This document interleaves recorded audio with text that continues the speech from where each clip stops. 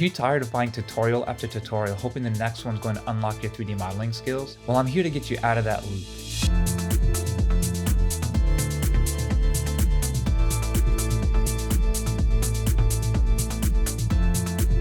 I'm Anwar Mohammed, and I'm currently working as a 3D artist and technical artist at Epic Games.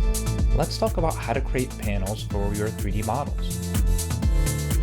The one thing that kind of excites me the most is letting the sub-D do the work. The distribution of edges is same throughout the entire model.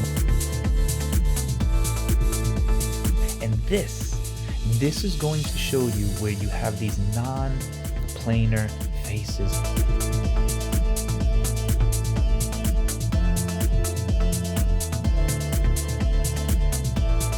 This course isn't a one and done thing. I'm going to continue to evolve it with your feedback.